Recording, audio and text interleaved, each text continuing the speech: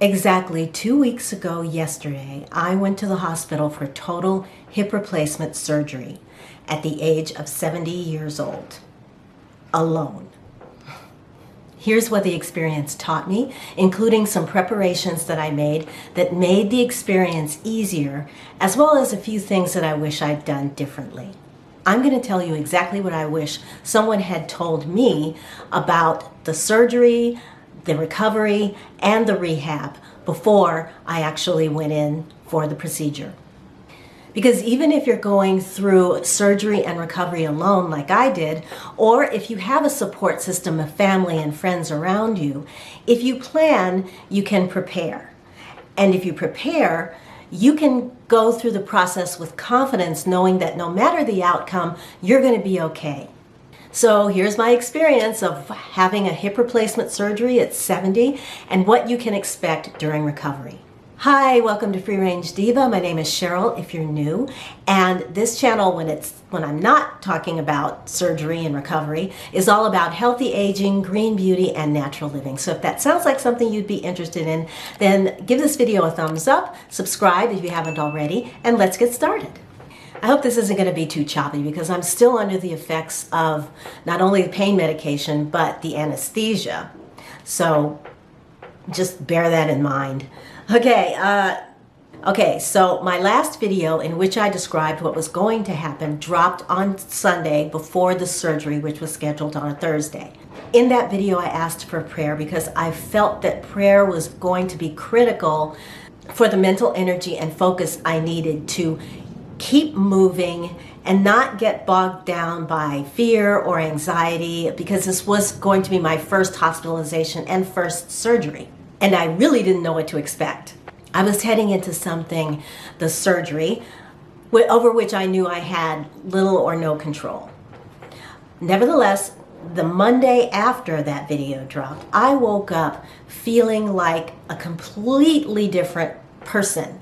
I had all this energy and lightness, as if I had been walking around carrying a burden that had suddenly been lifted. I had little to no hip pain at that point to speak of, but I had this drive to just blow through my to-do list and really get stuff done. Motivation, I guess you could call it.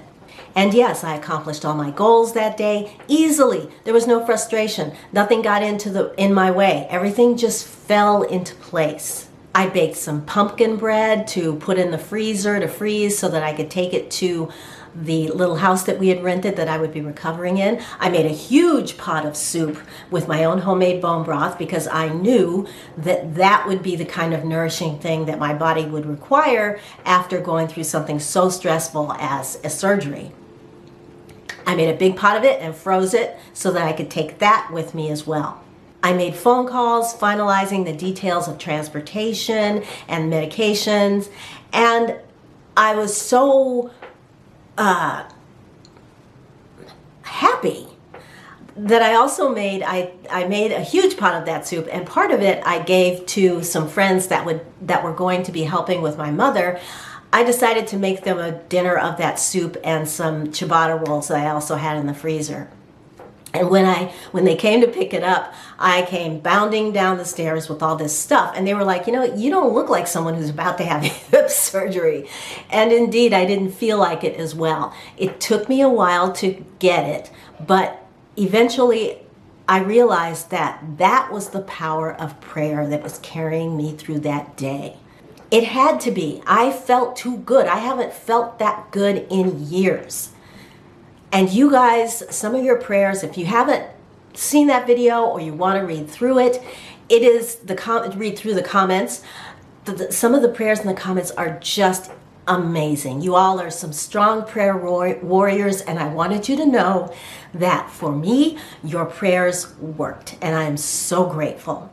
Okay, so next we're going to talk about my overnight bag. I was going to be staying overnight in the hospital, and so when I went to the hospital that morning, I wore the most comfortable clothes that I could find.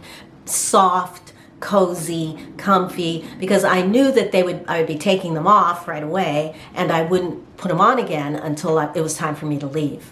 I had a few toiletries with me, the most important of which was something that I could use to clean myself up in case I didn't have access to water. So I brought a little travel-sized bottle of Bamboo Earth's cleanser, which it's a water-based product that you pour it onto a cotton pad and then apply it all over your face to just clean yourself up, to clean, just to clean your skin. It's a cleanser. So I had that. I knew I'd be able to use it not only on my face but on my body. And so that would be the number one thing, is that whether you have something like that or wipes, like makeup removing wipes, especially like the ones from Sky and Soul. Sorry, I have to do a plug because those things are amazing. They're bamboo wipes. But something like that you can just wipe over you, because you may not have access to like a sink. You may not be able to get up and move to, water like that. And so, yeah, that was very important and very key in my my overnight bag. Because I have an intolerance for corn and corn derivatives, my primary concern was how I was going to feed myself while I was there. So I brought a thermos of bone broth, homemade bone broth with me. And if I had it all to do all over again, I'd bring twice as much as I actually brought. Because that's like the best thing that you can have after a surgery like that, when it's, you're still a little loopy from the anesthesia, you might be a little bit nauseous. And indeed, they brought me beef bone broth or beef broth to drink. However, I tasted a little bit of it and it was really salty. So instead, I gave my nurse my thermos and she happily warmed up the contents and brought it back. And that was the first thing that I had when I was out of surgery and in the hospital room. I also brought several of the Paleo Valley meat sticks, and that first night for dinner I asked for some steamed veggies, and they brought me steamed carrots and steamed cauliflower. I asked for broccoli, but for some reason it was on my chart as a no-no. Now the only other thing I noticed on my chart that was a no-no was any kind of corn products, which we'll get to that in a bit. But they never told me why, but they said, well, you can't have broccoli, but you can have cauliflower. So I had 3 of those meat sticks and all those steamed vegetables, and I felt great. Wasn't nauseous. My whole focus over those first few days was digestibility, things that were easy to digest that would also be very nourishing and good for the gut. For snacks, which again, it's something I wish I'd brought more of, but around 2 or 3 in the morning, I was starving. I happened to have some chocolate granola with me and an apple. So I ate some of the granola and the apple, and that took care of the hunger. I wish that I had had more things like that, crackers or something, but I'm happy that what I did have worked to, again, get rid of the hunger, but not upset my stomach. And then for breakfast the next morning, I ordered 2 cartons of Oikos Greek yogurt, which together totaled about 32 grams of protein. They brought me some sliced strawberries, and I put some of the chocolate granola with it. And when the nurse came and saw what I was eating, she was very pleased. She's like, that's the best thing you can have, because right now your body really needs that protein. And indeed, it kept me full until after I was discharged later that day and until I got back to my recovery house, my recovery home. So overall, I would say that in terms of getting what I needed, the support that I needed, nutritionally over that first 24-hour period was a smashing success. The only other thing in my chart that I forgot is that if you happen to take supplements, my primary care listed the supplements that I should be getting, and I didn't even think that I could bring my own supplements to the hospital. They had me down for a multiple vitamin C, vitamin B12, and vitamin D. And I didn't take them because I was concerned about the corn issue. So I do wish that I had brought my own supplements with me, because it probably depends on your doctor. They probably would not have brought it to me if it wasn't in my chart that I was supposed to have it. But that's something that, again, that you can mention to your primary care, or whoever your surgeon, whatever doctor you're working with, is things like that you're probably going to want. Let them know what supplements you take so that they can include that in their instructions for you the day after. Which brings me to the other thing that my surgeon told me during my pre-op visit with him, is that because I do have this issue with corn, he said, I want you to make sure that you tell it to everybody you come into contact with and say it often, so that because stuff like that can get missed. So my intake nurse, the anesthesiologist, my attending nurse, everybody, and the anesthesiologist, indeed, I mentioned to him that I'm not anaphylaxis, but in case I started to have that kind of reaction, that would be the reason why that he should be prepared. And he was like, I got it. I got this. Don't worry. I got everything you're going to need. What I did not know at that time, but found out later, is that in your IV drugs, these drugs, they tend to be very pure of proteins that can cause allergic reactions. So I really did not need to worry about anything like that. And indeed, I did not have any symptoms of a corn, like the usual ringing in the ears, burning in the throat stuff, itchy skin or anything. I didn't have any of that after the surgery. And as far as the IV drugs, although they may be clean of protein, like plant proteins, and those sorts of things that can cause reactions, if you happen to be allergic to an active ingredient or a pharmaceutical medication, you need to let everybody know. The other little piece of advice I would give is to make sure that you know all the things that you're entitled to, all the benefits that come from your insurance company. It's not something that, I to this day, I probably don't know everything that is included. My primary care does a decent job of finding things that the insurance company will cover that I qualify for. But again, just make sure that you're talking to an advocate, insurance advocate or medical advocate, or someone at your primary care's office that can kind of walk you through all the things that you might need, that you are entitled to, that you may not necessarily know about. Another resource is friends who have been through similar surgeries.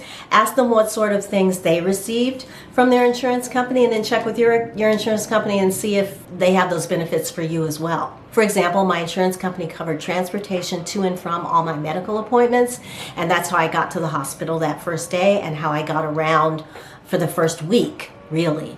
I also had home health support, so on the day after I got released from the hospital, I was able to have a telephone consultation with a nurse.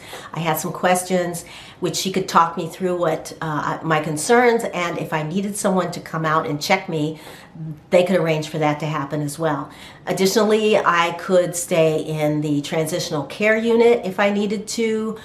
And I also had a really important benefit that I didn't realize at the time, which is I could have consultations with the staff pharmacist at my medical group, and she was really helpful because she gave me a list of medications that I could give to my surgeon for pain management afterwards that did not contain corn. So part of your recovery is going to be, what am I going to eat? Preparing food. I would have to prepare everything ahead of time, and I did. As I mentioned, I prepared this amazing pumpkin bread, which I'll make it for you guys because it was really good. It was a recipe I got from Salon magazine, or salon.com.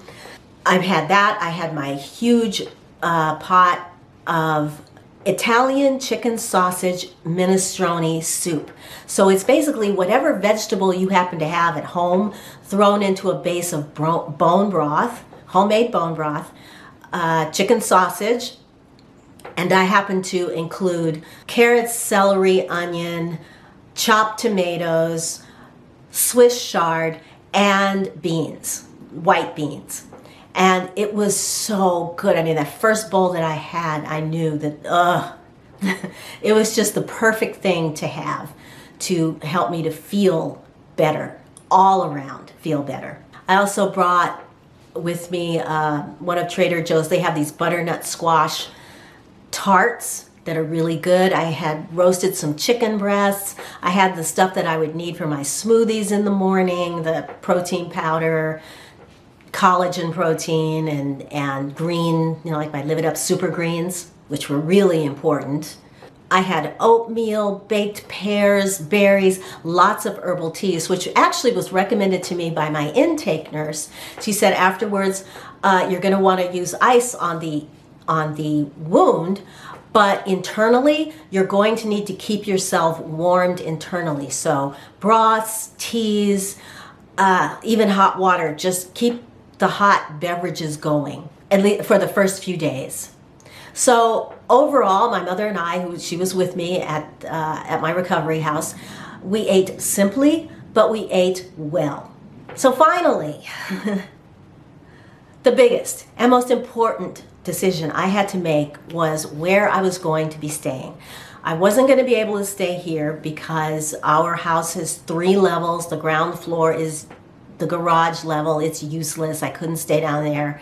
The main level is actually where I ended up camping out, but I was still going to have to navigate stairs, and it was going to be difficult. And now going back over it, it would have really been difficult over the first few days. Not only that, but just getting around in tight quarters, which we have here, would have also been really difficult those first few days. Those are the days where you're trying to figure out how to stay ahead of the pain, and I made a mistake. The doctor gave me pain medications that had minimal dosage as well as maximal dosage, and I started with the minimal dosage because they had topped me off with an IV dose of pain meds right before I left the hospital. Big mistake. I should have just gone for the maximum, because yes, during those first days and over the course of the rehab, you really want to stay ahead of that pain. So getting back to where I chose to do the rehab, I wasn't interested in spending those days at a facility like a TCU, transitional care facility. I didn't want to have home health care again because this was not an ideal situation here. So I started looking on Vrbo I wanted something on one level that was comfortable, manageable, and felt safe, so I wouldn't have to worry about hurting myself while I was moving around those first few days. Bonus if it was either near the hospital or near the beach, because in some fantasy I was fantasizing of having a beach vacation while I was recuperating. As it turned out, I went to Vrbo and I found this lovely home about 5 minutes away from the hospital that was one of the cutest. It was one of those really cute California Spanish bungalows that were extremely popular. They were built in the 20s, 30s, and 40s. They are everywhere, and indeed in our little neighborhood, you can't really throw a rock without hitting one of them. When you think of like the California quintessential home, these Spanish bungalows probably come to mind. They have stucco exteriors, tile roofs, smaller windows, and usually a nice little porch. And this house had that. This house also had a porch swing on the front porch, which is even more of a bonus. It probably was built in the 20s, but the interior had been remodeled at some point, and I wondered if it had been remodeled or updated with an aging adult in mind, because the flow from one room to the next, from the living room into the dining room into the kitchen, they had cased openings, so there was really nothing to inhibit the flow, particularly of someone on a walker. The hallway was wide enough that I could get up and down it with my walker very easily. Again, the kitchen had a wide door frame, so I could get in and out of there. My bedroom was very generously sized considering the overall size of this house. And the bathroom had a door that opened out. So I could literally sit up in bed, put my feet over the bed, grab my walker, and take 2 steps, and I was in the bathroom. And the bathroom was big enough for me and my walker to be in there at the same time. The toilet seat was also taller than what I was used to, which again, really convenient when you're dealing with recovering from a hip surgery. It was each bedroom, my mother's bedroom was also very generously sized. Both bedrooms had big closets, and she had access to a bathroom that was also very generously sized. Closets were generously sized. It was just a really nice setup. And each bedroom had its own mini split, so that each of us could be in control of our heat during the night, which was important for me because I was still spiking a fever from the anesthesia. So I would go through being really hot to freezing and hot and freezing. So the mini splits were really quiet too. So it was really nice to have that battery remote control right there at my fingertips to adjust the heat when I needed to. The bed in my mother's room was taller, so that it was really easy for her to get in and out of it and maneuver around the room. Additionally, there was an outdoor patio with a dining set and a large backyard, which would have been perfect had we not been in the midst of multiple thunder and deluge rainstorms. So I wasn't outside as much as I had hoped, but it was nice to know that at least one day between the rain, I was able to get out and just sit out for about 10 or 15 minutes where I had to like scurry back in.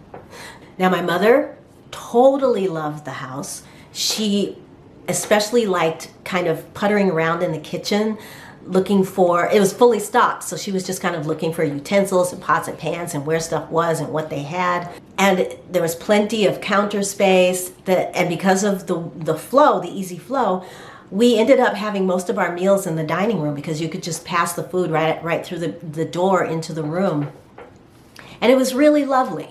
Overall, the vibe of the house and the recovery, yeah, there were a couple of glitches. Like I said, initially that first day, I screwed up my pain management. But once that was fixed, things really went relatively smoothly. Even though I still would wake up in the middle of the night, like 3 o'clock in the morning, and be starving, I could easily just pad my way down the hall to the kitchen and throw something together really quick and eat it and then go back to bed. Many of you already know, but in case you don't, I am my mother's primary caretaker, so I had to consider her needs for comfort as well as my own, because I wasn't going to be able to take care of her needs. I needed her to do things like stay on her schedule, on her medication schedule, eat regularly, eat 3 meals a day like she normally does. So basically continue her routine even though we were in a different place, and to do some light cleaning. Like she ended up doing most of the dishes around the place because I was useless for stuff like that. And it was great because for temporarily that burden of caring for her was removed, so I could concentrate on just caring for myself. Many of my friends and myself are at an age where we're thinking about and planning for our final home, the place where we will age in place. And staying at this place crystallized a lot of the things that I knew that I wanted in my final aging in place home, but it also taught me some things that I hadn't considered. In my own thoughts about what would be required for my final home, the place that I would be aging in place, I had some ideas about the things that I thought were important that I would be looking for, but staying at this place really crystallized those ideas in my head and introduced me to a few things that I know now are necessities that I hadn't thought of before. So to wrap up, yes, if I had to do this all over again, there would be some things that I definitely would do the same and a few things that I would change, but really not a lot. I'm back at my own home now. It's 2 weeks out, and maneuvering around with the walker has it's been fun. We don't have those same wide doorways, and the bathroom is too small for me and the walker to get in there. So it's been a little bit of a little learning curve, but I'm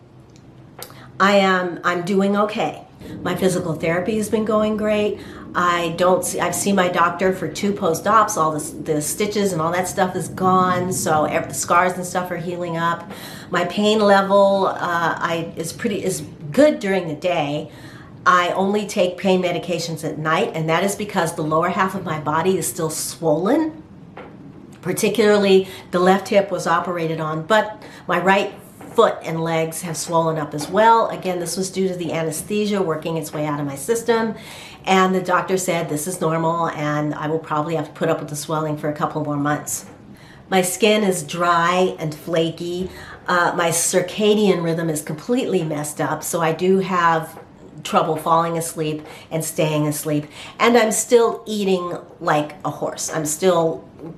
Although not every night. The last 2 nights I did not get up in the middle of the night to eat, but occasionally that does come back where I'm just like starving, and so I'm eating a lot more than I normally would. In other words, I'm having a typical healing process. So I'm embracing it and enjoying it and letting it take me wherever it wants to take me. Physical preparation was the key to mental preparation and helped me to stay calm, to remain calm in those days leading up to and even after the surgery. being physically prepared for recovery gave me the confidence to know that no matter the outcome of the surgery, that I would be okay. It was also the only thing I had any control over. So there you have it. That's my experience. Those are my thoughts. What are your thoughts?